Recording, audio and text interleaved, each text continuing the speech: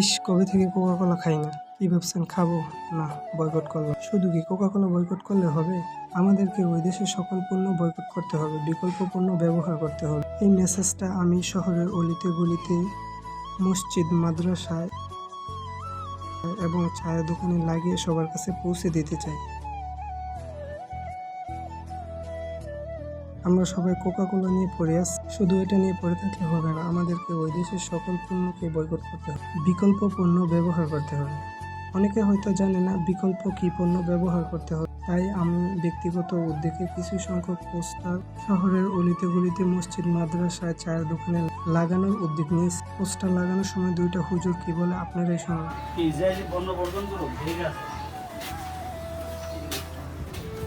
কথাটা শুনে খুবই ভালো লাগলো। তারপর চায়ের দোকানে গিয়ে মামাকে বললাম, মামা একটা এই পোস্টার লাগানো যাবে? মামা বললো, হ্যাঁ হ্যাঁ, অবশ্যই লাগাও। ভিডিওটা সবাই শেয়ার করে দিবেন, আমাদের সকল মুসলিম ভাইদেরকে দেখার সুযোগ করে দিবেন, যাতে করে তারা জানতে পারে কি বয়কট করতে হবে এবং বিকল্প পণ্য কি ব্যবহার করতে হবে।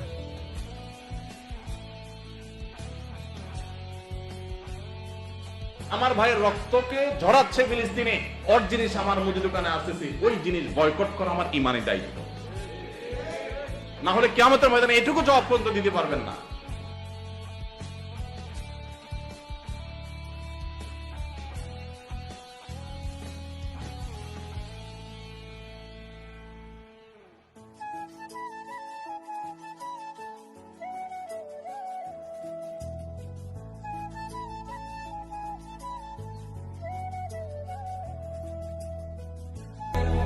ঘাম কখনো প্রতারণা করে না।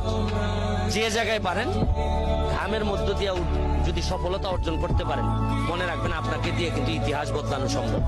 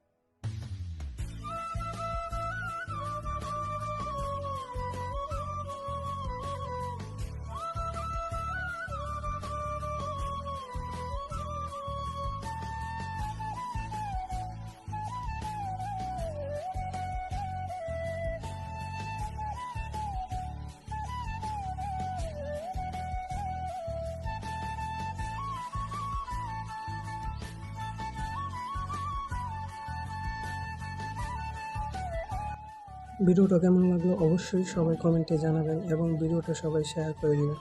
আপনার শেয়ারে আরও 5-10 জন মানুষ যদি জানতে পারে, তারাও বয়কট করবে, সেটার সওয়াব আপনারও হবে। ধন্যবাদ।